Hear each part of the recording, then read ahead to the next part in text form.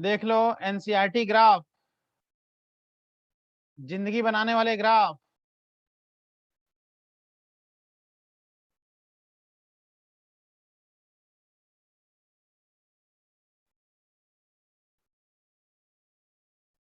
तो एनसीईआरटी का सबसे पहले ग्राफ है ये। इधर है डिस्प्लेसमेंट, इधर है टाइम। तो सिचुएशन बताना है, ये इसमें बॉडी कांस्टेंट वेलोसिटी से मोशन कर रहा है या रेस्ट में है या एक्सीलरेटेड है। बताओ बेटा बॉडी किस में है इसमें, बताओ सब लोग सोचो, बताओ एक्सीलरेटेड मोशन है कि यूनिफॉर्म मोशन की रेस्ट।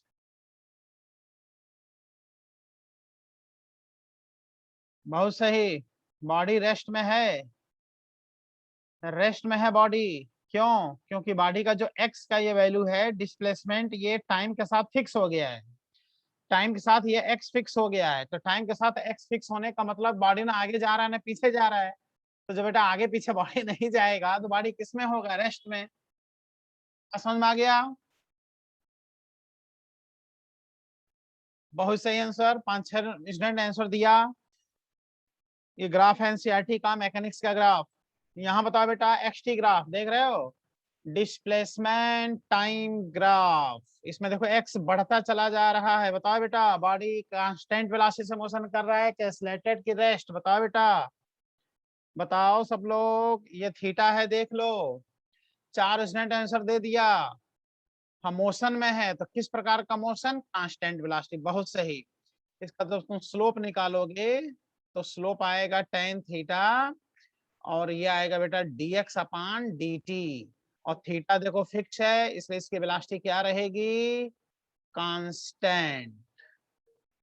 क्या है वेलोसिटी इसका, कांस्टेंट है। ठीक है, कांस्टेंट मोशन।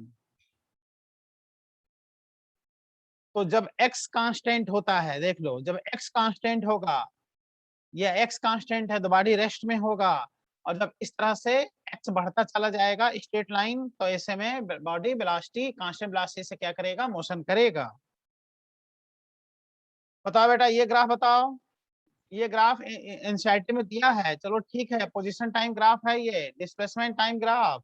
बट ये ग्राफ देखो ऐसे जा करके ये आगे दिखा दिया है, ऐसा ना हो करके ये ग्राफ मतलब कुछ ऐसे होना चाहिए जैसा इस केस में आंसर दिया है, जैसा कि इसमें आंसर दिया है बेटा।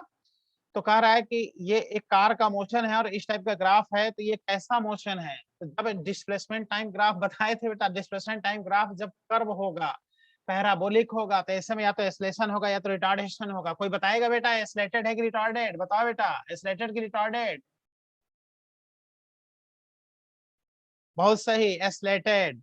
बेटा जब ग्राफ देख लो, जब ग्राफ में डिस्प्लेसमेंट टाइम ग्राफ जब इधर जाता है तो यहाँ एक्सेलरेशन बेटा पॉजिटिव होता है, और डिस्प्लेसमेंट टाइम ग्राफ यही जब टाइम की तरफ जाता है तो एक्सेलरेशन निगेटिव होता है। याद रहेगा, याद रहेगा बेटा, बताओ हाँ या ना। याद रहेगा तो कब तक याद रहेगा, संडे तक कि लाइफ टाइम। अच्छा इनके देखो कुछ लोगों को 12 तारीख तक याद रहेगा, तो 12 तारीख को सुबह ये भूल जाओगे बेटा, अगर 22 तारीख का टारगेट बनाओगे तो लाइफ टाइम तक याद रहेगा बेटा, लाइफ टाइम। जब भी मुलाकात होगी लाइफ में पूछेंगे तुम लोगों से तो फट से आंसर देना। ये देखो बेटा एक साथ एनसीईआरटी में ग्राफ दिया है, डिस्प्लेसमेंट टाइम ग्राफ। यहाँ वेलोसिटी क्या है, कांस्टेंट। ये देखो एक्स घट रहा है, एक्स डिक्रीज हो रहा है। तो अच्छा यहाँ वेलोसिटी क्या है, पॉजिटिव। देखो यहाँ वेलोसिटी पॉजिटिव, यहाँ वेलोसिटी निगेटिव, नेगेटिव स्लोप है, देखो ना स्लोप नेगेटिव है, थीटा का 90 से ज्यादा है। और यहाँ बॉडी किस में है, रेस्ट में। एक साथ एक ग्राफ दिया है देख लो, बॉडी रेस्ट में है। ये तीनों ग्राफ बेटा समझ में आ गया, देखो वेलोसिटी पॉजिटिव, यहाँ वेलोसिटी नेगेटिव, यहाँ स्लोप बेटा पॉजिटिव, यहाँ का स्लोप नेगेटिव, और यहाँ एक्स कांस्टेंट हो गया, बॉडी किस में आ गया, रेस्ट में आ गया। ठीक, यहाँ बॉडी के वेलोसिटी क्या है, 0 है। पॉजिटिव नेगेटिव रेस्ट, सही आंसर बेटा, एकदम सही। चलो नेक्स्ट क्वेश्चन बहुत ही इंपॉर्टेंट, देखो कैसा ग्राफ ये दिया है एनसीईआरटी में।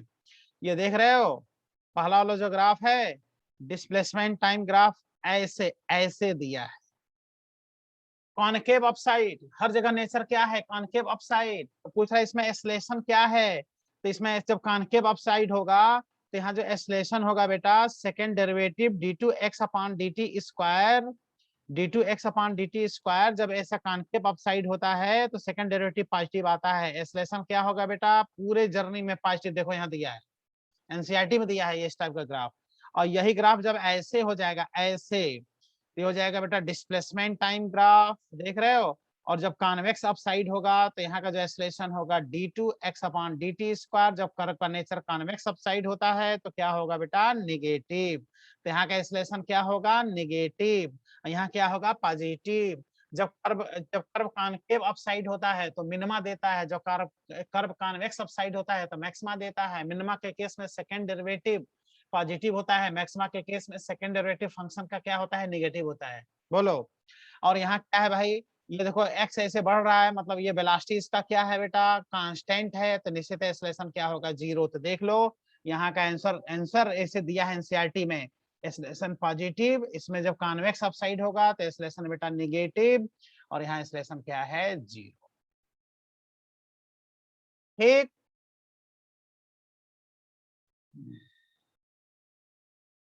ये तीनों ग्राफ बेटा समझ में आ गया, मैसेज करो फट से, हाँ या ना, मैसेज करो बेटा, तीनों ग्राफ समझ में आ गया सबको, हाँ या ना, टाइम नहीं है, आज नेट सही काम नहीं कर रहा बेटा। चलो बहुत सही, बिल्कुल समझ में आना चाहिए, समझदार स्टूडेंट हो आप लोग। इस बार सबको सिलेक्शन लेना है बेटा, सबको एक तरफ से सारे स्टूडेंट को सिलेक्शन लेना है, इतना मेहनत कर दो। ये देखो बेटा displacement time graph, displacement time graph बताओ बताओ, स्ट्रेट लाइन है कि कर्व है, कर्व है और किधर भगा है, एक्स की तरफ। बोलो यहाँ एस्लेशन नेगेटिव की पॉजिटिव, बोल दो फट से, एस्लेशन नेगेटिव की पॉजिटिव, जवाब दो। बहुत सही बेटा, पॉजिटिव। और टी की तरफ गया होता तब निगेटिव। शिवम कुमार हाथ उठा रहे हैं, हाथ उठाने का टाइम नहीं है बेटा इस समय, बस आंसर देते रहो फटाफट फटाफट।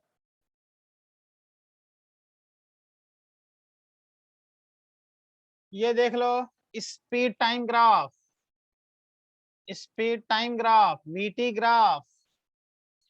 तो पूछ रहा है किस किस पॉइंट पर बॉडी रेस्ट में है, किस किस पॉइंट पर बॉडी रेस्ट में है।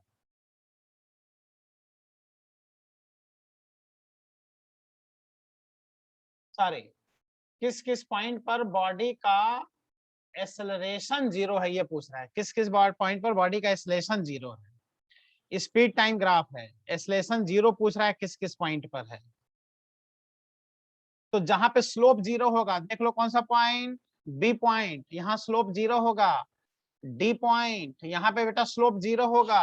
जहां जहां मैक्सिमा होगा और जहां जहां मिनिमा होगा वहां पर स्लोप क्या होगा बेटा, जीरो। और वीटी ग्राफ का स्लोप ही तो एक्सेलरेशन होता है बेटा, देखो डीवी बाई डी टी, इसको क्या कहते हो, स्लोप। और स्लोप कहाँ पे जीरो होता है, मैक्सिमा पर भी मिनिमा पर भी। तो देखो ये मिनिमा है, ये मैक्सिमा है, और यहाँ पर ऊपर डी पॉइंट है, यहाँ पर भी स्लोप जीरो है। तो बी पॉइंट, सी पॉइंट और डी पॉइंट, तीनों पॉइंट पे एक्सेलरेशन जीरो है। क्यों जीरो है, स्लोप जीरो है।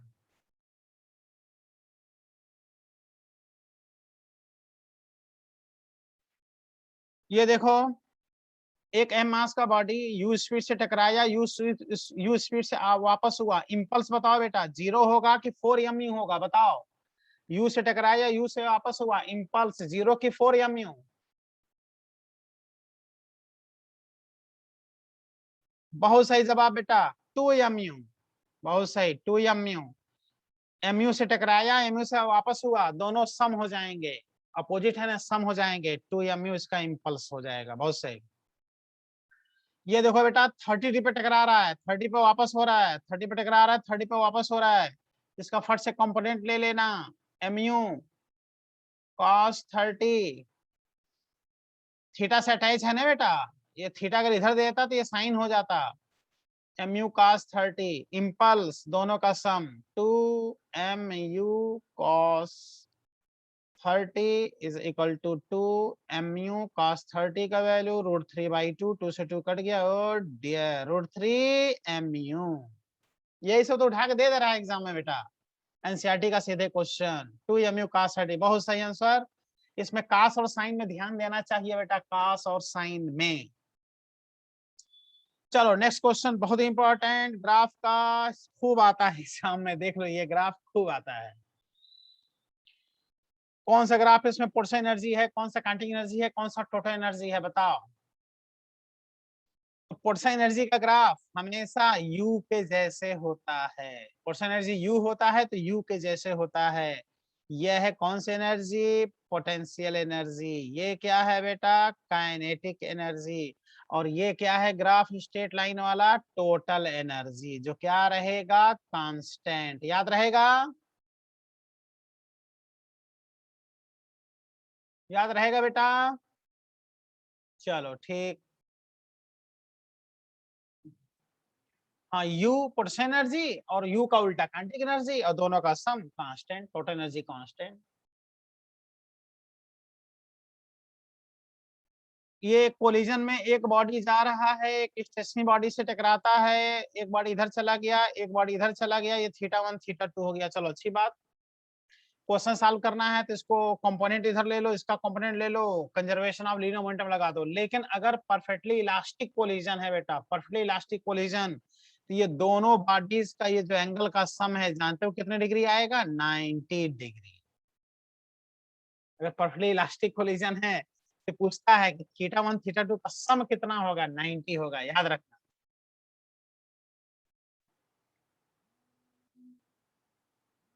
ठीक है,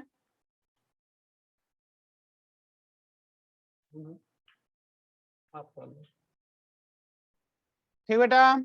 इसमें ये पूछ सकता है कि अगर परफेक्टली इलास्टिक कोलिजन हो तो एंगल जो होगा वो कितने डिग्री पर होगा, तो ये 90 डिग्री पर होगा। ये भी कोलिजन का क्वेश्चन है बेटा, देख लो। एक बॉडी m मास का यहाँ रखा गया है, दूसरा m मास का बॉडी स्ट्रिंग से कनेक्ट है, किससे, स्ट्रिंग से। 30 डिग्री इसको डिस्प्लेस करके छोड़ दिया और परफेक्टली इलास्टिक कोलिजन हो रहा है। कैसा कोलिजन बेटा, इलास्टिक कोलिजन। तो क्या होगा जब परफेक्टली इलास्टिक कोलिजन होता है दो बॉडीज में, दोनों का मास अगर सेम हो, तो ऐसे में उनके वेलोसिटी आपस में इंटरचेंज हो जाते हैं, पता है कि नहीं। ये जब आके टकराएगा, जब ये टकराएगा तो ये अपना पूरा वेलोसिटी इसको इंटरचेंज कर देगा, ये आगे निकल जाएगा, और ये जो आ रहा है ये टेबल पे आकर के यहीं रेस्ट में रुक जाएगा, यहीं रुक जाएगा, दूसरा वाला बॉडी उसी स्पीड से आगे चला जाएगा। ठीक है, एनसीईआरटी में दिया है, परफेक्टली इलास्टिक कोलिजन का नाम लिया है। तो ये टकरा करके खुद रेस्ट में आ जाएगा और ये v स्पीड से आगे चला जाएगा और ये यहाँ पर आकर के रेस्ट में आ जाएगा। ये देख लो बेटा,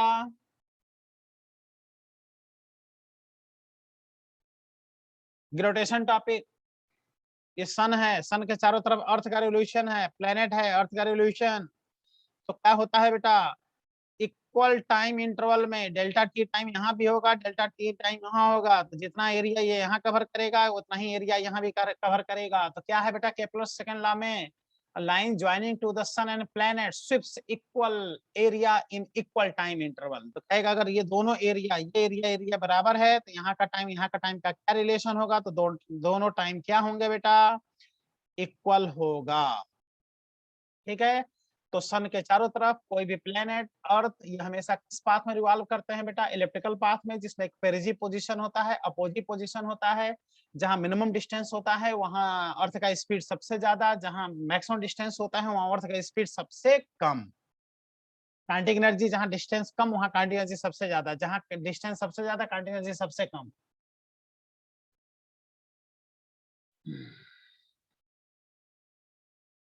हाँ बेटा ठीक है।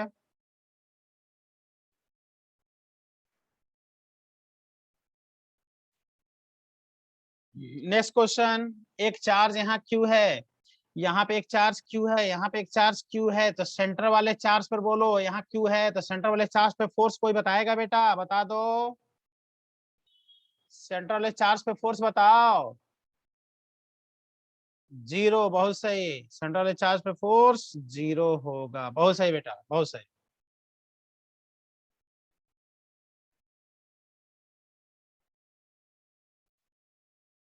ये बताओ, ये जो चार्ज है यहाँ पे चार्ज रखा है, इसका नेचर कैसा है, पॉजिटिव की नेगेटिव? नेगेटिव। कैसे पता? ये जो लाइन ऑफ फोर्स हैं जब चार्ज की तरफ होंगे, इनवर्ड डायरेक्शन में होंगे, तो चार्ज का नेचर क्या होगा? नेगेटिव होगा। लेकिन यही लाइन ऑफ फोर्स अगर बाहर निकलेंगे तो चार्ज का नेचर क्या होगा बेटा? पॉजिटिव होगा। Inward line of force negative charge, outward line of force positive charge.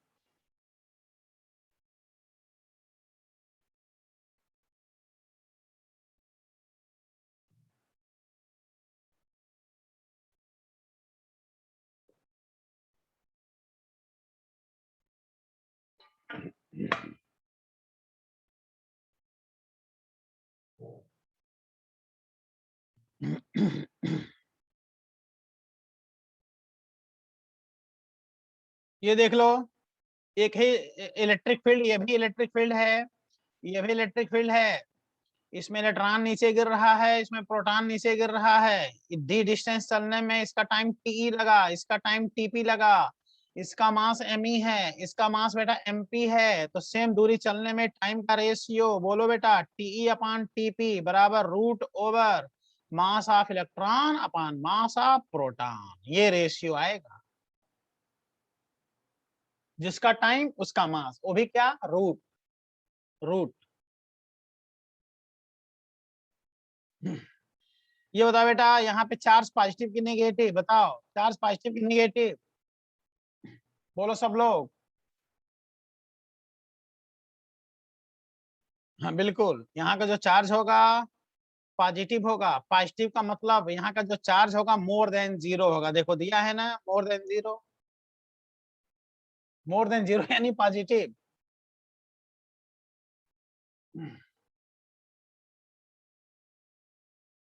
ये बताओ, यहाँ का चार्ज पॉजिटिव की नेगेटिव? बिल्कुल, एरो एरो टुवर्ड्स है, इसलिए यहाँ पे चार्ज क्या होगा? नेगेटिव। नेगेटिव होगा मतलब यहाँ का चार्ज लेस देन जीरो होगा। देखो दिया है ना, क्यू लेस देन जीरो। तो पॉजिटिव नेगेटिव के स्थान पर more than zero, less than zero भी कह सकता है।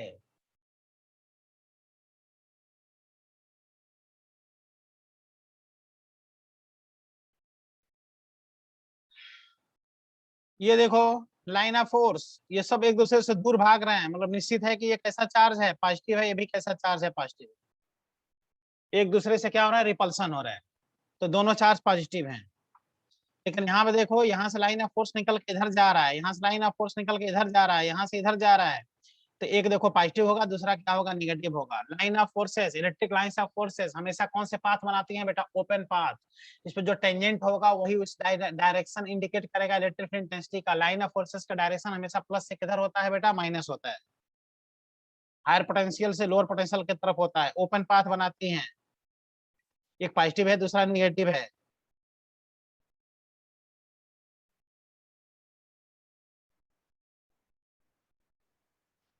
ये बहुत इंपॉर्टेंट फॉर्मूला देखो, नीट एग्जाम 2020 में फॉर्मूले पर न्यूमेरिकल आया था। नीट 2020 एनसीईआरटी का सीधे फॉर्मूले पर, mobility of charge, mobility mu is equal to drift velocity per unit electric field.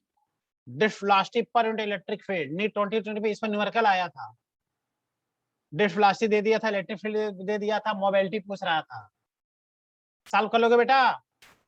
Mobility of electron, mobility of charge, drift velocity per unit electric field. ये क्या है? Ohm's law. ओम्स लॉ का graph है बेटा, देखो। V I curve, V I curve Ohm's law के लिए क्या होता है बताओ? Straight line, straight line. ये जो डॉटेड डॉटेड डॉटेड डॉट बना है ओम्स लॉ के लिए है, लेकिन यहाँ पे ये जो कन्फर्म लाइन है जाके घुमा दिया है, लिखा है देखो, the dashes line represent linear Ohm's law, the solid line the voltage V versus current for good conductor. Good conductor के लिए, जो एकदम से गुड कंडक्टर होते हैं, उनका जो वी आई कर्व होता है, इसे स्ट्रेट लाइन जाके आगे थोड़ा सा ऐसे घूम जाता है, हल्का सा। देखो ये घुमाया है ना। अब प्योर ओम्स लॉ का ग्राफ होगा एकदम स्ट्रेट लाइन। प्योर कंडक्टर का ऐसे स्ट्रेट लाइन होगा, आगे थोड़ा सा जाके ऐसे घूम जाएगा।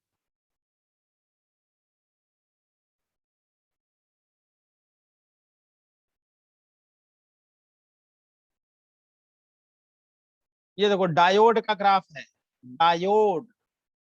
ठीक, तो डायोड में देख लो इधर, ये हो गया फॉरवर्ड बाइसिंग, और ये कौन सा बाइसिंग, रिवर्स बाइसिंग।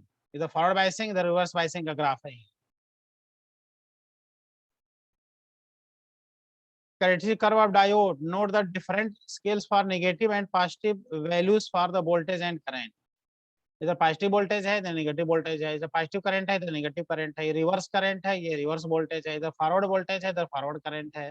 ये ग्राफ इधर आएगा, ये ग्राफ ऐसे जाएगा। बहुत सही ग्राफ नहीं बनाया है एनसीईआरटी में, ये ऐसे आके ऐसे जाता है। ये क्या है, variation of current versus voltage for gallium arsenide. देखो बेटा, गैलियम आर्सेनाइड का वोल्टेज और करंट का ग्राफ ध्यान से देख लो। ये ग्राफ है यहाँ लीनियर, देख रहे हो, ये लीनियर है, फिर नॉन लीनियर रीजन, फिर नेगेटिव रेजिस्टेंस रीजन। यहाँ स्लोप नेगेटिव हो गया है ना, नेगेटिव रेजिस्टेंस, यहाँ स्लोप पॉजिटिव हो गया है। यह है लीनियर, ये किसके लिए, गैलियम आर्सेनाइड के लिए। ध्यान से देखो बेटा इसको, इसका फोटो खींच लो अपने आंख में, फोटो खींच लो बेटा इसका अपने आई में, मोबाइल से नहीं, अपने आई में फोटो खींचो। गैलियम आर्सेनाइड का ग्राफ, इधर करंट है, इधर वोल्टेज है।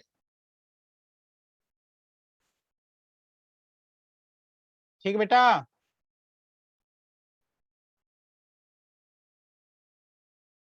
ये ग्राफ देखो, रेजिस्टिविटी, रेजिस्टिविटी और टेम्परेचर ग्राफ। रेजिस्टिविटी का टेम्परेचर के रिस्पेक्ट में ग्राफ किसके लिए बेटा, कॉपर के लिए।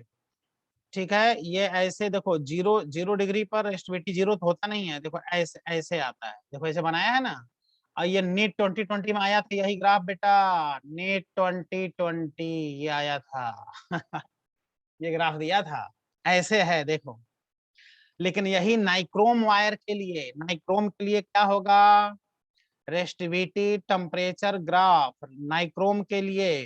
भाई 0 डिग्री पे तो जीरो होगा नहीं, यहाँ से ग्राफ चलेगा, और ये स्ट्रेट लाइन है नाइक्रोम के लिए। ये कॉपर के लिए, ये नाइक्रोम के लिए। और ये क्या है, temperature dependence resistive for typical semi conductor. Semi conductor का टेम्परेचर बढ़ाने से रेसिस्टिविटी क्या होता है, डिक्रीज होता है। तो ये ग्राफ, तीनों ग्राफ ध्यान से देख लो बेटा, नाइक्रोम, कॉपर, ये semiconductor, resistivity temperature graph, copper का ये ग्राफ नीट 2020 में दे दिया था।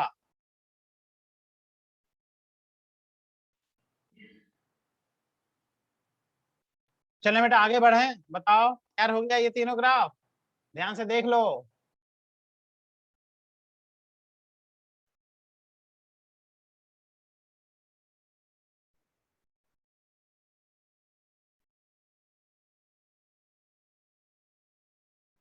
शुभम ग्राफ तैयार हो रहा है बेटा, हाँ या ना बताओ।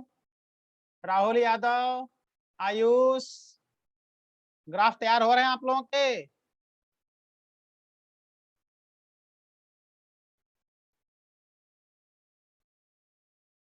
ठीक बेटा, अंकित बहुत अच्छी बात बेटा। चलो, ये देखो फॉर्मूला दिया है, resistivity is equal to 1 upon conductivity equal to mass of electron upon n e square tau relaxation time.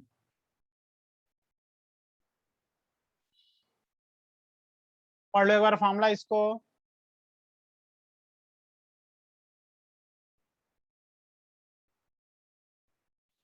ये देखो बेटा कैसा फील्ड है, क्रॉस, क्रॉस फील्ड यानी परपेंडिकुलर मैग्नेटिक फील्ड में जब चार्ज पार्टिकल मोशन करता है 90 डिग्री पर तो कैसा पाथ बनाता है, सर्कुलर। कैसा पाथ है बेटा, सर्कुलर पाथ। सर्कुलर पाथ में क्या कांस्टेंट होता है बताओ, स्पीड, काइनेटिक एनर्जी, ये सब कांस्टेंट रहेगा, वर्क डन जीरो होगा, पावर यहाँ जीरो होगा, वेलोसिटी चेंज होगा, एक्सेलरेशन चेंज होगा, और सेंट्रीपिटल फोर्स चेंज होगा। रेडियस कितना होता है बताओ बेटा, M B upon QB, P upon QB, root over 2m k upon QB. जिंदगी बनाने वाला फॉर्मूला है बेटा, root over 2m QV upon QB. इस पे फिक्स क्वेश्चन आपको एग्जाम में मिलेगा इस फॉर्मूले पर। ये बाबा एक हैं, रूप इनके अनेक हैं, देख लो, चार चार रूप हैं, किस रूप में तुम्हारे सामने प्रकट हो जाए, एकदम रटे रहना इस मामले को। रटे रहना बेटा। हाँ, MB अपन QB याद है तो बाकी सब याद है। अच्छा ये बताओ, अगर ये 90 पे मोशन ना करके 45 डिग्री पे मोशन करे, लेस देन 90 मोर देन 0, तब कैसा पाथ होगा बताओ? बताओ बेटा। हेलिक्स पाथ, बहुत सही, हेलिक्स पाथ देख लो, NCERT में देखो दिया है। ऐसा पाथ बनाया है, जब ऑब्लिक मोशन होता है चार्ज पार्टिकल का, ऑब्लिक मोशन थीटा डिग्री पर, तो कैसा पाथ बनता है बेटा? हेलिक्स। लिखा है हेलिकल मोशन। ठीक है। ये देखो साइक्लोट्रॉन, साइक्लोट्रॉन से क्वेश्चन आ सकता है बेटा। साइक्लोट्रॉन है ये, साइक्लोट्रॉन। साइक्लोट्रॉन में इलेक्ट्रिक फील्ड भी होता है, देखो ऑसिलेटर लगा रहता है, और यहाँ dot dot dot magnetic field लगा है। मैग्नेटिक फील्ड भी होता है, इलेक्ट्रिक फील्ड भी होता है। चार्ज पार्टिकल इसमें क्या करता है, सर्कुलर मोशन कर करके हाई स्पीड से यहाँ से देखो बाहर निकलता है। ठीक है, यहाँ से चार्ज निकलेगा। तो स्कीमेटिक डायग्राम में sketch of the cyclotron, there is a source of charge particle in ion and P which moves in a circular fashion in the disk D1 and D2, account of the uniform perpendicular magnetic field B, an alternating voltage source has selected these ions to high speed. The ions are eventually extracted at the exit port. इसमें क्या होता है बेटा बताओ, किस प्रकार के charge particle को सिलेक्ट करता है? Heavier charge particle, proton, neutron, alpha particle, इन सबों को। इलेक्ट्रॉन, न्यूट्रॉन को यह सिलेक्ट नहीं करेगा। साइक्लोट्रॉन फ्रीक्वेंसी पूछ सकता है, टाइम पीरियड पूछ सकता है, ये हो जाएगा 2 पाई m अपान QB। साइक्लोट्रॉन फ्रीक्वेंसी QB अपान क्या पूछ सकता है बेटा? 2 पाई m। देख रहे हो?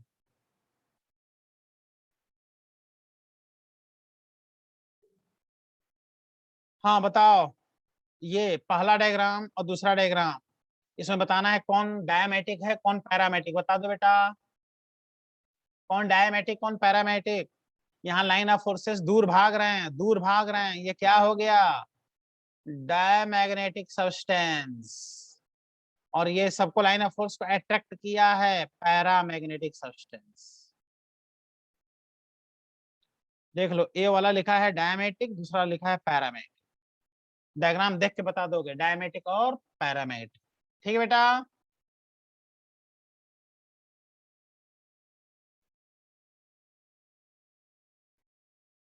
ये कौन सा कर्व है? Hysteresis loop. देख रहे बेटा, ये BH कर्व है, हिस्टेरेसिस लूप है फेरोमैग्नेटिक सब्सटेंस का।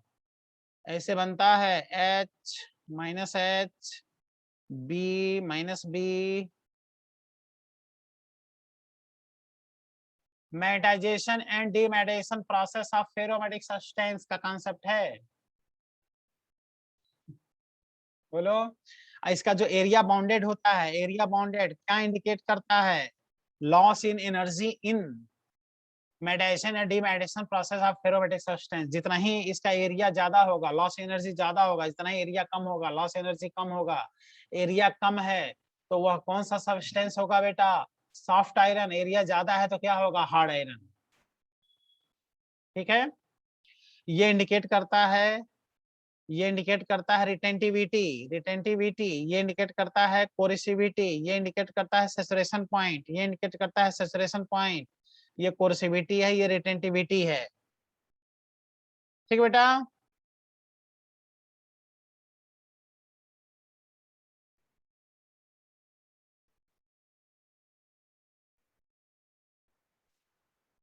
यहाँ देख लो, ये मैग्नेट है साउथ पोल, देखो साउथ पोल है नॉर्थ पोल है।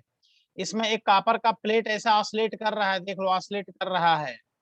तो यहाँ क्या लिखा है? Eddy current are generated in the copper plate. Eddy current इसमें जनरेट होता है जब इसमें ऑसिलेट करता है। लेकिन उसी को जब इस तरह से देखो, जब स्ट्रिप के रूप में पतले पतले पत्तियों में काट के जब करते हैं, तो ईडी करंट क्या हो जाता है बेटा? मिनिमाइज हो जाता है। पतले पतले पट्टियों में काट देते हैं तो cutting slot in the copper plate reduces the effect of eddy current. जब उसमें प्लेट में स्लॉट कट कर देंगे पतले पतले पत्तियों में काट कर देंगे, क्रॉस सेक्शन एरिया कम कर देंगे, तो ऐसे में उसका क्या होगा बेटा, एडी करंट मिनिमाइज हो जाएगा।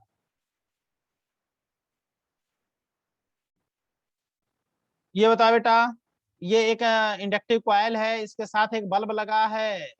कह रहा है कि अगर इसमें ला के एक आयरन रॉड इंट्रोड्यूस कर दें, आयरन रॉड इंट्रोड्यूस कर दें, तो बल्ब का ब्राइटनेस कोई बताएगा बेटा, बढ़ेगा कि घटेगा ब्राइटनेस? ब्राइटनेस ऑफ बल्ब बताओ। हाँ, डिक्रीजेस, बहुत सही बेटा, डिम हो जाएगा, डिक्रीज हो जाएगा। यहाँ कौन सी सप्लाई है, एसी सप्लाई, ध्यान देना।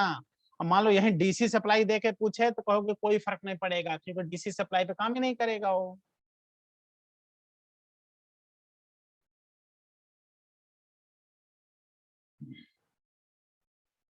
ये देख लो इलेक्ट्रोमैग्नेटिक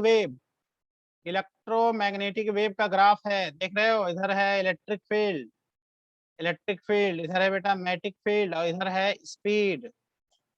तो ये देख रहे हो, ये आपस में कितने डिग्री पर होते हैं, 90 डिग्री पर। Electric field vector, magnetic field vector आपस में प्लेन ऑफ वाइब्रेशन 90 होता है, but phase of vibration 0। Plane of vibration 90, phase of vibration 0। कभी भी एग्जाम में आवे तो देखना, प्लेन ऑफ वाइब्रेशन पूछ रहा है तो प्लेन आपस में 90 होंगे, और फेज जब पूछेगा तो एक साथ मैक्सिमम, एक साथ मिनिमम, एक साथ जीना, एक साथ मरना, फेज क्या हो जाएगा, 0। प्लेन क्या होगा, 90। एग्जाम में कभी भी आ जाए तो ध्यान देना, प्लेन पूछ रहा है कि फेज पूछ रहा है। ठीक बेटा।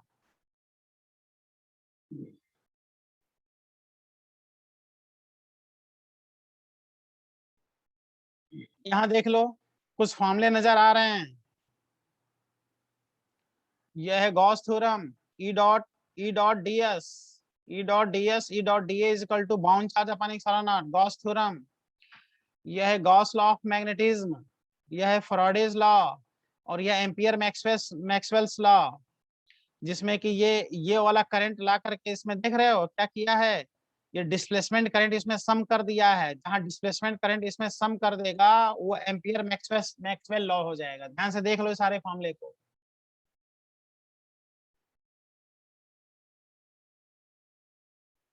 ठीक बेटा।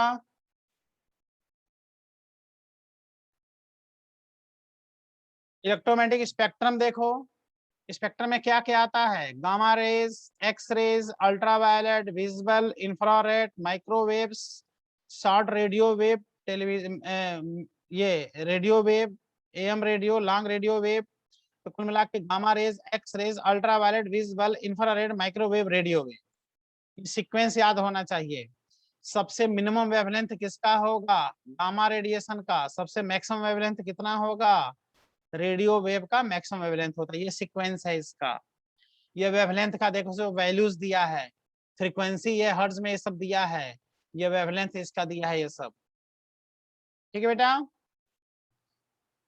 विजिबल का अलग से दे दिया है, देखो ये विजिबल का अलग से दे दिया है, देखो इधर वायलेट है, इधर क्या है, रेड है, सब दे दिया है। सबसे ज्यादा वेवलेंथ देखो रेड का है, सबसे कम वेवलेंथ किसका है, वायलेट का है।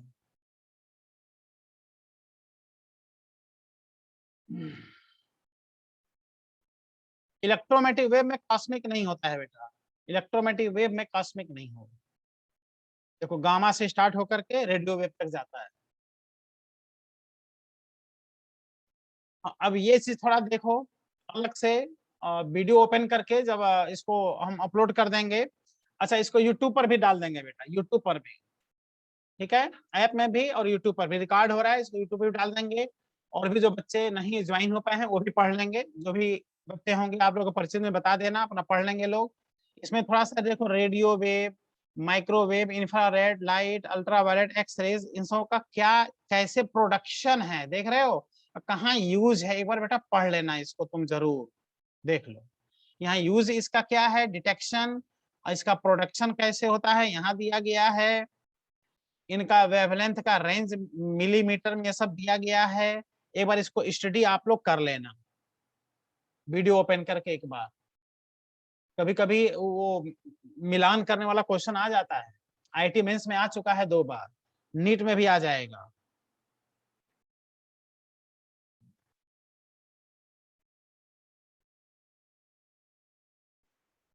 स्ट्रेन स्ट्रेस कर्व, देख रहे हो स्ट्रेन स्ट्रेस कर्व में जैसे कोई वायर है इसमें लोड बढ़ाया जाए तो पहले ये लीनियर ग्राफ होता है, उस बाद से देखो कर्व हो जाता है। ठीक है, तो ये प्रोपोर्शनलिटी लिमिट है, देख रहे हो ये पॉइंट क्या है, प्रोपोर्शनल लिमिट, मतलब प्रोपोर्शनलिटी खत्म हो रहा है यहाँ पर। B point is yield point मतलब इलास्टिक लिमिट, और सी पॉइंट यहाँ पर है, उसके बाद से धीरे धीरे ग्राफ आकर के फ्रैक्चर पॉइंट हो जाता है, ब्रेकिंग पॉइंट यहाँ आ जाता है। ये इतना परमानेंट सेट होता है, परमानेंट इसका क्या होता है बेटा, डिफॉर्मेशन होता है। ठीक है, तो टिपिकल स्ट्रेन स्ट्रेस कर्व ये मेटल के लिए दिखाया गया है। ध्यान दो, ये कौन सा पॉइंट है, प्रोपोर्शनल लिमिट, ये यील्ड पॉइंट, ये ब्रेकिंग पॉइंट। ठीक है, ग्राफ देख लिए एक बार, चलो भाई आगे बढ़ते हैं। ये देखो स्ट्रेस स्ट्रेन कर्व किसके लिए भाई, stress strain curve for the elastic tissue of, क्या है ये, अरोटा, बायो का टर्म है, the large tube vessel carrying blood from the heart. उसका ग्राफ दिया है, एक बार ध्यान से देख लो, ऐसा कहीं आज एग्जाम में तो रटे रहोगे भाई, ये ब्लड रोड का जो टिश्यू का जो ग्राफ होगा स्ट्रेस स्ट्रेन का, ऐसा ग्राफ होगा इस टाइप का, देखो ऐसे है पैराबोला।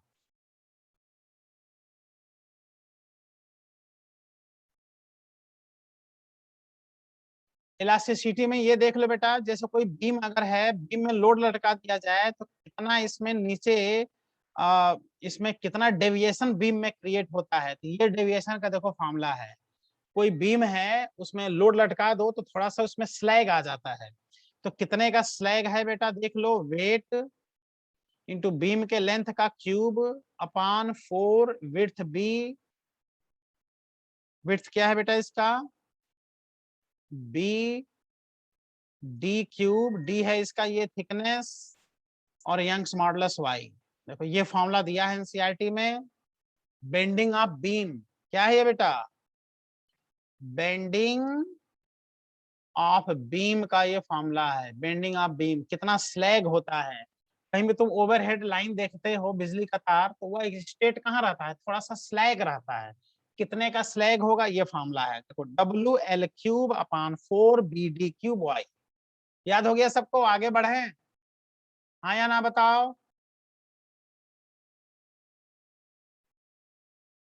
और बेटा ऑफलाइन क्लासेस हम लोग के सब एक एक बैच सबके स्टार्ट हो गए हैं, नीट एग्जाम के बाद से 16 तारीख से नया बैच टीटीएस में स्टार्ट हो रहा है बेटा, फिजिक्स केमिस्ट्री बायो सारे क्लासेस स्टार्ट हो रही हैं, जो भी आप लोग के परिचित बच्चे होंगे सबको बेटा कहीं जाने ना देना, सबको क्लास टाइमिंग समझ लो, सबको भेजना बेटा फटाफट, सब लोग आके क्लास ज्वाइन करें, समय से क्लासेस सबके स्टार्ट हों। 16 तारीख बृहस्पतिवार से नया बैच स्टार्ट हो रहा है नीट एग्जाम के बाद से, आप लोग बेटा पढ़ के सिलेक्शन लीजिए, अपने अनुजों को भेजिए बेटा पढ़ने के लिए। ठीक है, आप सब लोग बेटा सेलेक्ट होइए, आशीर्वाद हमारा रहेगा, मेहनत कीजिए, निश्चित सफलता मिलेगा आप लोगों को। मेहनत आप लोग बहुत किए हो, बहुत तपस्या किए हो बेटा। याद हो गया bending of beam, W L cube upon 4 b d Q I. ये देखो यहाँ पे देखो लिक्विड का शेप अलग है, यहाँ अलग है, यहाँ अलग है, बट जो हाइट यहाँ है वही कॉलम का हाइट यहाँ है, वही कॉलम का हाइट यहाँ है। बताओ बेटा, यहाँ का प्रेशर, यहाँ का प्रेशर, यहाँ का प्रेशर, यहाँ प्रेशर P1, यहाँ प्रेशर P2, यहाँ प्रेशर P3, कहाँ प्रेशर ज्यादा होगा कहाँ कम होगा बताओ।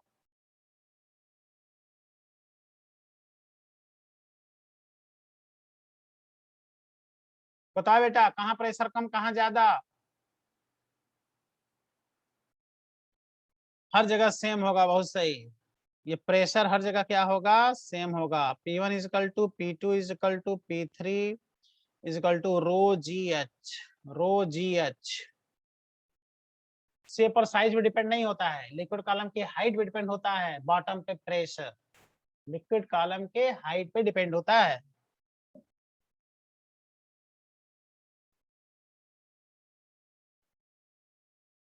हाँ बेटा, ये हम क्रैश कोर्स में इसको बताए भी थे, ये देखो एनसीईआरटी में डायग्राम बना के दिया है कि नहीं, यहाँ पे दिया है। ये है बेटा पास्कल्स लॉ, पास्कल्स लॉ देखो बेटा सब लोग, यहाँ पर देख रहे हो हाइड्रोलिक लिफ्ट है, यहाँ पे एक कार है देखो, और यहाँ पे एक हल्का सा फोर्स लगाया F1, तो कार ऊपर उठ गया। बहुत थोड़ा सा, यही पूछेगा कितना फोर्स लगावे कि इतने वेट का कार को हम बैलेंस कर लें। तो देखो एनसीईआरटी में न्यूमेरिकल भी ये दिया है, ये न्यूमेरिकल दिया है, देख लो। ये स्क्रीन पर ना लिखो बेटा, स्क्रीन पे कौन लिख दिया रेड कलर से? हमने तो नहीं लिखा है ना, हमने नहीं लिखा है। तो क्या होता है बेटा, जो प्रेशर यहाँ होगा वही प्रेशर यहाँ होगा। पास्कल्स लॉ क्या है कि स्टैटिक लिक्विड में एक जगह कहीं प्रेशर अप्लाई करोगे तो वह हर जगह हर पॉइंट पे एक बराबर प्रेशर डिस्ट्रीब्यूट हो जाता है। तो यहाँ का प्रेशर अगर P1 है, यहाँ का प्रेशर P2 है, तो पास्कल्स लॉ का क्वेश्चन करना है तो P1 P2 के बराबर कर दो। प्रेशर बराबर बेटा फोर्स अपान एरिया होता है, तो यहाँ हो जाएगा F1 अपान एरिया A1, यहाँ हो जाएगा बेटा F2 अपान एरिया A2। अब F1 अगर फाइंड करना है तो देख लो बेटा F2 अपान A2 इंटू यहाँ क्या आ जाएगा A1। इसी पे देखो ये क्वेश्चन देखो दिया है यहाँ पर, ठीक है। ये यहाँ पे न्यूमेरिकल क्वेश्चन दिया है, इसको सॉल्व कर लेना। पास्कल्स लॉ यही है, ऐसा क्वेश्चन आता है तो दोनों जगह बस प्रेशर तुम बराबर कर देना, अब जो पूछे उसको क्या कर लेना, फाइंड कर लेना।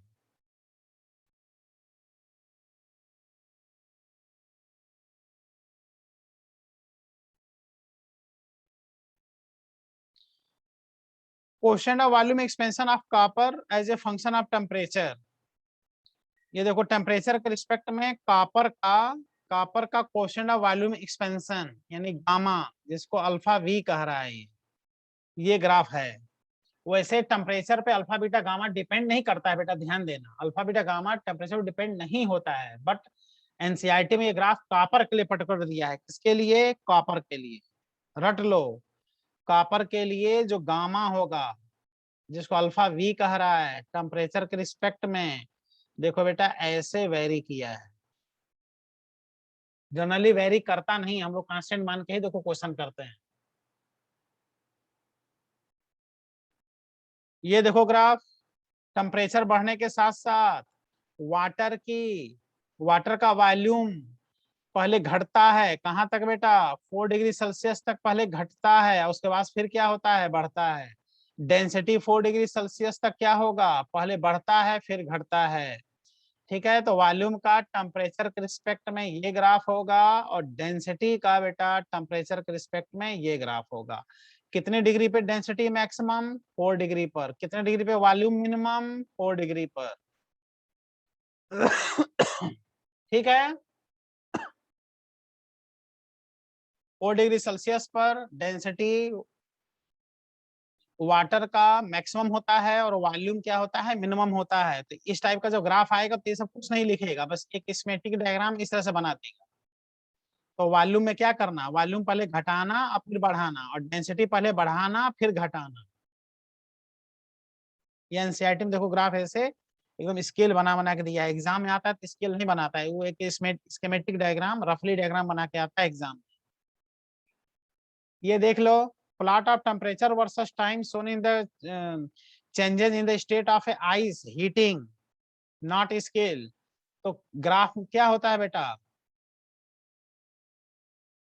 इस तरह से ग्राफ देखो इसका दिया है, हीट होता है तो इसका मतलब ये ग्राफ यहाँ से लीनियर ले गया है, मतलब वह 0 से नीचे टेम्परेचर पर है, उसके बाद से तब टेम्परेचर इसका बढ़ रहा है, फिर इसका चेंज ऑफ स्टेट हो रहा है, फिर टेम्परेचर बढ़ रहा है, फिर चेंज ऑफ स्टेट हो रहा है। ऐसा ग्राफ देखो बनता है ये ग्राफ।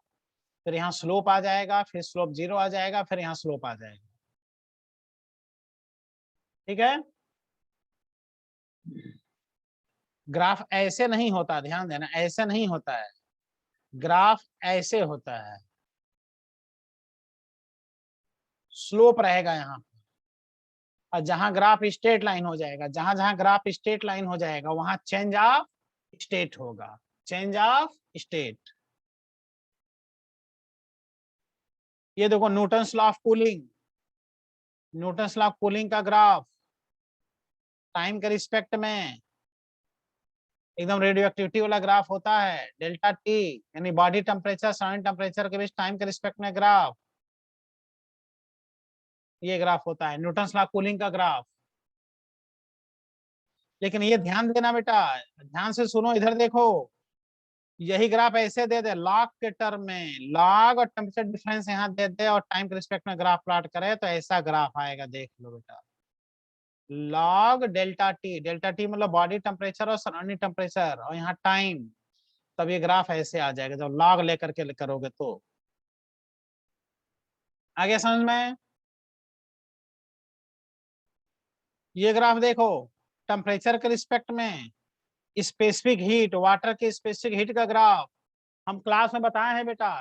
टेम्परेचर के बदलने से, टेम्परेचर चेंज होने से स्पेसिफिक हीट चेंज नहीं होता, बिल्कुल एकदम सही है।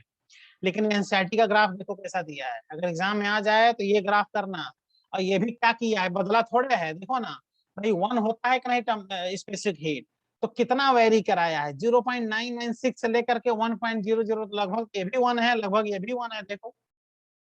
तो हम लोग मान के चलते हैं न्यूमेरिकली चेंज नहीं होता, बट एग्जाम अगर ग्राफ आ जाए specific heat of water with respect to temperature, तो हल्का सा ऐसे वेरिएशन आपको दिखाना है ऐसे।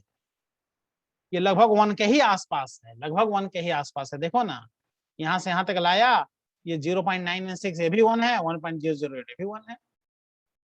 ये ग्राफ है ऐसे, ऐसे आकर के ऐसे जाएगा, हल्का सा वेरी करेगा, पहले घटेगा फिर थोड़ा सा बढ़ेगा।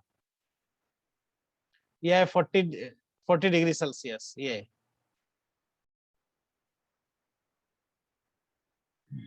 ये कैसा प्रोसेस है बताओ बेटा? Cyclic process, Carnot cycle. Carnot cycle में 2 आइसोथर्मल होते हैं और 2 क्या होते हैं, एडियाबेटिक होते हैं।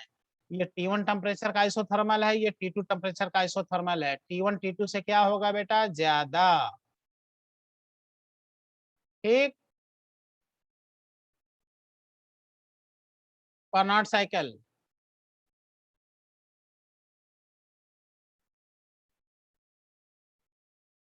ये देख लो, इस ग्राफ में देखो, डायग्राम में जो गैस गैस के मॉलिक्यूल्स होते हैं उनके RMS velocity, sorry mean free path, mean free path का फार्मूला बेटा, मीन फ्री पाथ देखो यहाँ दिया है,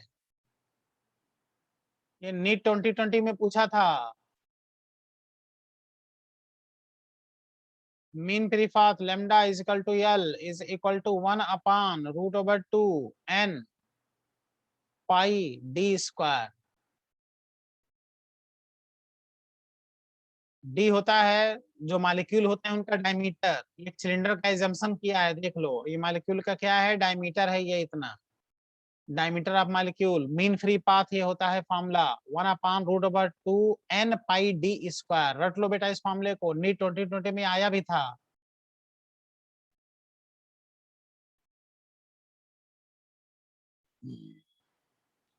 यहाँ ग्राफ देखो बेटा, एसएचएम में potential energy, kinetic energy, total energy, तो जो यू शेप का है ये हो गया देखो पोटेंशियल एनर्जी, उसके उल्टा काइनेटिक एनर्जी और ये टोटल एनर्जी। लेकिन ये वाला ग्राफ ध्यान से देखो बेटा, ध्यान से देखो हम क्या बताने जा रहे हैं।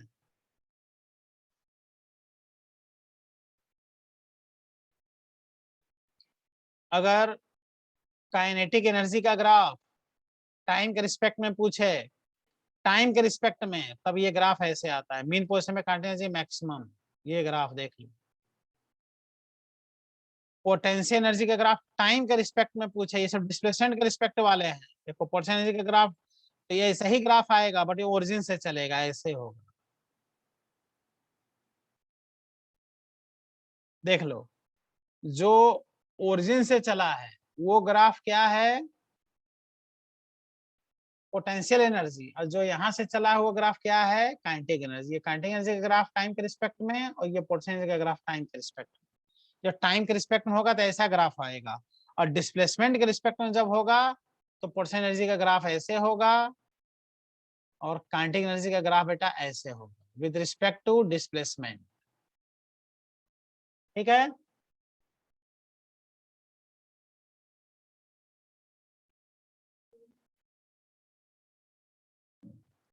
अगर डिस्प्लेसमेंट की फ्रीक्वेंसी n है सचम में, तो काइनेटिक एनर्जी की फ्रीक्वेंसी 2n हो जाता है, तो वही ग्राफ में इंडिकेट हो रहा है। पोटेंशियल एनर्जी की फ्रीक्वेंसी 2n हो जाता है, टाइम पीरियड आधा हो जाता है।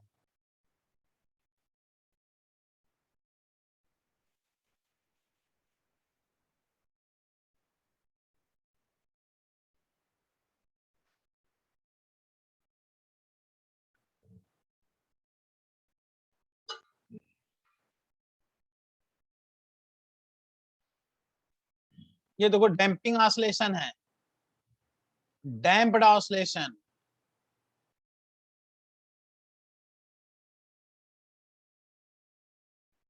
डैम्प्ड ऑसिलेशन में देखो एम्पलीट्यूड इस तरह से देखो कम होता चला जाता है, टाइम के रिस्पेक्ट में एम्पलीट्यूड इस तरह से कम होता चला जाता है जहां डैम्प्ड ऑसिलेशन होता है। यहाँ लिखा है देखो, damped oscillation is approximately periodic with the decreasing amplitude of oscillation, with the greater damping oscillation die out faster. और डैम्प्ड ऑसिलेशन में ये कंटिन्यू एनर्जी का इक्वेशन है, देख लो, energy is equal to half constant के एम्पलीट्यूड का square exponential E power B is constant T by M.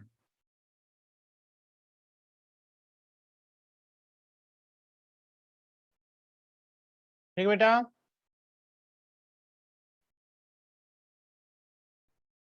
Mechanical energy है इसकी हाफ के ए स्क्वायर, एम्पलीट्यूड ऐसे कम होता चला जाता है डैम्प्ड ऑसिलेशन में।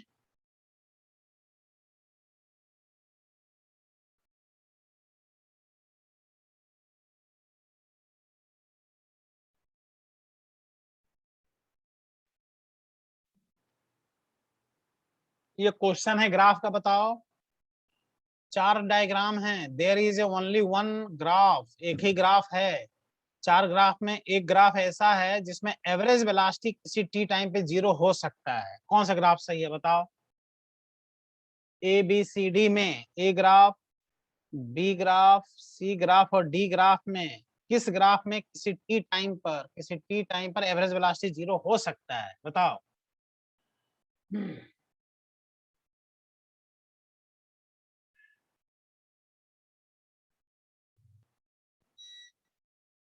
सब लोग ए ऑप्शन दे रहे हैं, ए। विशाल ने ए आंसर दिया, गैलेक्सी ने ए आंसर दिया, और कोई? आयुष आंसर दो बेटा, आयुष।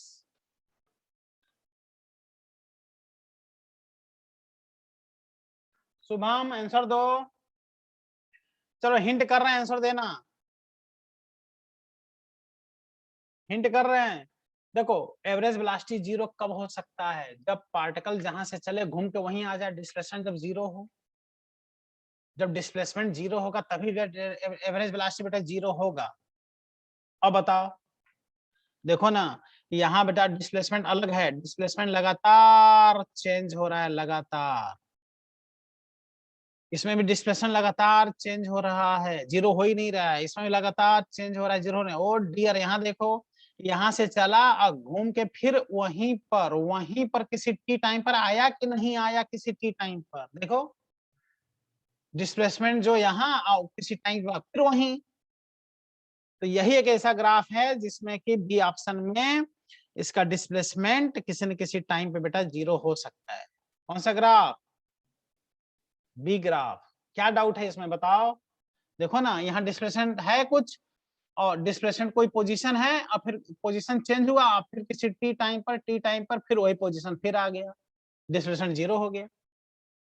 इसमें तो लगातार चेंज हो रहा है, इसमें तो लगातार डिस्प्लेसमेंट चेंज हो रहा है, इसमें लगातार चेंज हो रहा है। समझ में आया बेटा? कौन सा ऑप्शन? B option, B.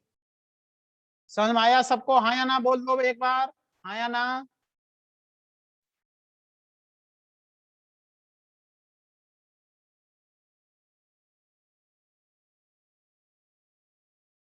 चलो बेटा, बहुत अच्छी बात। ये क्या है देखो, आंसर दो बेटा इसका, पढ़ो। A body moving under unidirectionally under the influence of a source of constant power. Oh dear, constant power है। तो जो डिस्प्लेसमेंट ट्रेवल कर रहा है उसका टाइम के रिस्पेक्ट में कौन सा ग्राफ है, देखते हैं कौन बहादुर बताता है। चलो बता दो फट से। कांस्टेंट पावर, वर्क और एनर्जी। सोचो, वर्क और एनर्जी जब कांस्टेंट पावर डेवलप होता है इंजन के द्वारा, तो डिस्प्लेसमेंट टाइम पर कैसे डिपेंड होता है बताए थे। देखते हैं कोई बताता है आंसर इसका।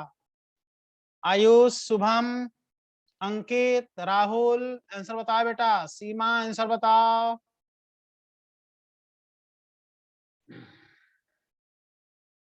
बहुत सही आंसर बेटा, बहुत सही। कुछ स्टूडेंट आंसर दे दिया। B option. जब कांस्टेंट पावर जब इंजन डेवलप करता है तो याद करो displacement directly proportional to t power 3/2 d t t power 1.5। यह है गरीब, यह है अमीर, ग्राफ कैसा होगा? पैराबोला। ये गरीब, ये अमीर, ग्राफ किसके तरफ जाएगा? गरीब के तरफ। बहुत सही बेटा, डी ऑप्शन इस रिलेशन से सॉल्व होगा, इस रिलेशन। बी ऑप्शन कुछ स्टूडेंट ने आंसर दिया है, पैराबोला होगा, पैराबोला डी की तरफ जाएगा, इस रिलेशन से सॉल्व होगा। जब कांस्टेंट पावर डेवलप किया जाता है तो डिस्प्लेसमेंट टाइम पर ऐसे डिपेंड होता है। ये लीनियर हो गया, ये एक से ज्यादा पावर हो गया, पैराबोला होगा, ग्राफ अमीर गरीब की तरफ जाएगा, सॉल्व होगा।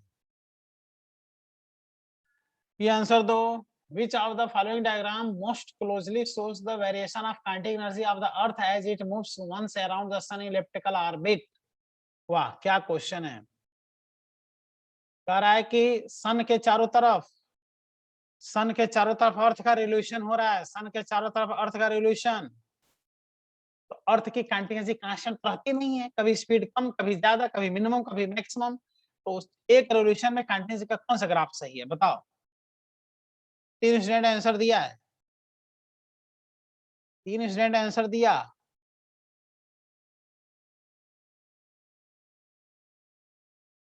पांच स्टूडेंट आंसर दे दिया। ठीक, सबका सही आंसर जा रहा है, एकदम सही आंसर डी होगा, डी ऑप्शन बेटा एकदम सही। काइनेटिक एनर्जी कांस्टेंट नहीं रहेगा, काइनेटिक एनर्जी लगातार बढ़ेगा फिर घटेगा नहीं, काइनेटिक एनर्जी घटे बढ़ेगा बिल्कुल से नहीं, काइनेटिक एनर्जी निगेटिव तो होता नहीं है। ये है देखो ग्राफ, पॉजिटिव पॉजिटिव ग्राफ रहेगा। और देखो यहाँ पर मिनिमम काइनेटिक एनर्जी, फिर जब मिनिमम डिस्टेंस होगा तो मैक्सिमम काइनेटिक एनर्जी, फिर एक मिनिमम, फिर दूसरे पोजीशन पे मैक्सिमम। ये ग्राफ होगा सही, ये वाला। क्योंकि सन के चारों तरफ अर्थ का रेडिएशन इलिप्टिकल पाथ में होता है, यहाँ काइनेटिक एनर्जी मैक्सिमम, यहाँ मिनिमम, इस तरह से मिनिमम मैक्सिमम होता रहेगा। यहाँ तो जीरो दे दिया है, जीरो कहाँ होगा काइनेटिक एनर्जी? जीरो हो गया मतलब कुछ देर के लिए अर्थ रुक गई सन के चारों तरफ, नहीं, ऐसा नहीं होता है।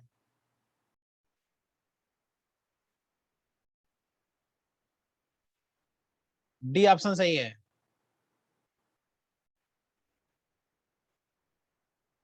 Which other diagram correctly shows the change in kinetic energy of an iron sphere falling freely in the lake with sufficient depth to impart terminal velocity? क्या क्वेश्चन है बेटा, देख लो। टर्मिनल वेलोसिटी अभी बताए थे पिछले ही लेक्चर में कि कोई बॉडी अगर नीचे गिर रहा है, स्टोक्स थ्योरम, तो टर्मिनल वेलोसिटी मतलब कांस्टेंट वेलोसिटी को प्राप्त कर लेगा। तो उसकी स्पीड बढ़ेगी या कुछ देर बाद से स्पीड कांस्टेंट, काइनेटिक एनर्जी बढ़ेगी कुछ देर बाद से कांस्टेंट। बताओ कौन सा ग्राफ सही है? ऐसा ग्राफ हमने बताया था, बताओ।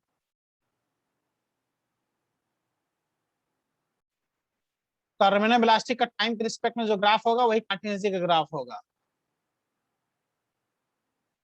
सी ग्राफ नहीं बेटा, सी नहीं। अभी हम पिछले टर्म पे ये बताए थे, टर्मिनल वेलोसिटी, ये वेलोसिटी का ग्राफ टाइम के रिस्पेक्ट में ऐसे ये ग्राफ बढ़ता है फिर ये कांस्टेंट हो जाता है, यही जहां कांस्टेंट हो जाएगा यही टर्मिनल वेलोसिटी होगा। तो काइनेटिक एनर्जी भी उसी ये बी ऑप्शन हो, ये नहीं होगा। यहाँ पे क्या है, कर्व का नेचर चेंज हो रहा है, पहले कॉनकेव है फिर कॉन्वेक्स, ऐसा नहीं है, ऐसा ग्राफ आएगा। जो ग्राफ टर्मिनल वेलोसिटी का वही ग्राफ काइनेटिक एनर्जी का, बाद में काइनेटिक एनर्जी कांस्टेंट।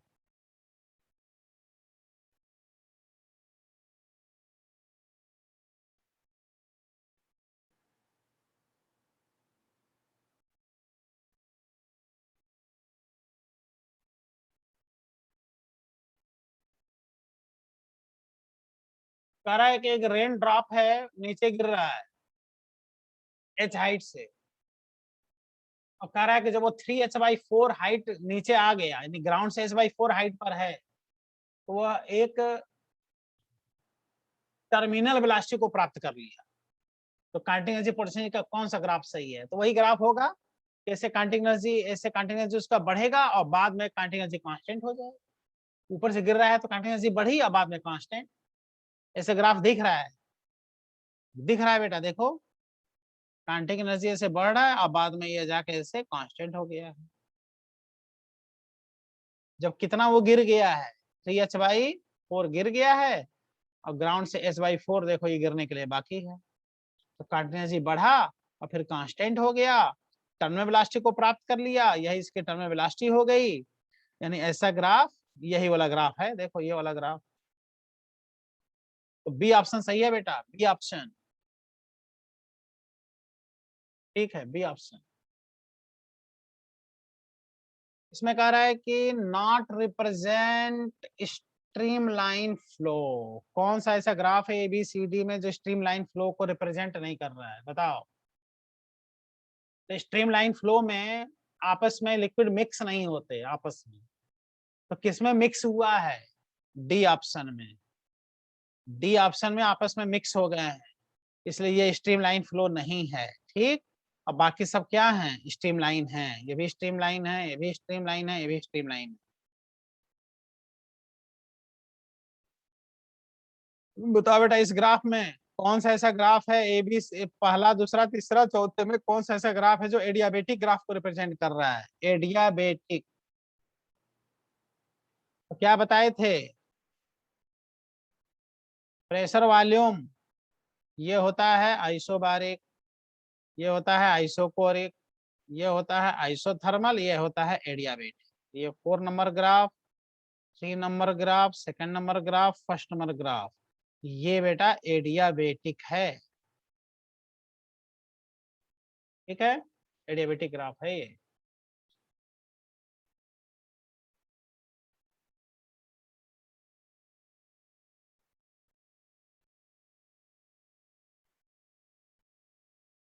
इसमें पीवी ग्राफ एक देखो दिया है, पीवी ग्राफ, ऐसे पीवी ग्राफ 1 से लेके 2 तक। तो पीवी ग्राफ जब ऐसे होता है तो इसमें टेम्परेचर क्या रहता है? कांस्टेंट। तो कह रहा है कौन सा टीपी ग्राफ कौन सा सही है, टेम्परेचर प्रेशर का कौन सा ग्राफ सही है? तो इस टाइप का रेक्टेंगुलर हाइपरबोला में टेम्परेचर कांस्टेंट, तो टेम्परेचर कांस्टेंट एक यहाँ है और एक यहाँ है, देख लो। लेकिन अब कंफ्यूजन है, तो तुम देख रहे हो कि इसमें 1 से लेके 2 तक जाने में, 1 से 2 तक लेके जाने में प्रेशर घट रहा है। तो 1 से 2 तक देखो, 1 से 2 में प्रेशर यही ना घट रहा है, यहाँ तो बढ़ रहा है बेटा। कौन सा ग्राफ सही है? थर्ड ग्राफ, ये सी वाला सही।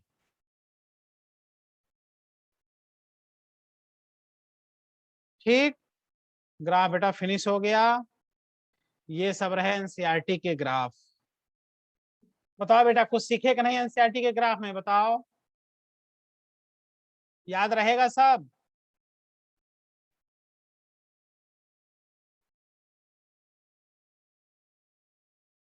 चलो, आज बेटा लास्ट लास्ट क्लास रहा आप लोगों का क्रैश कोर्स का।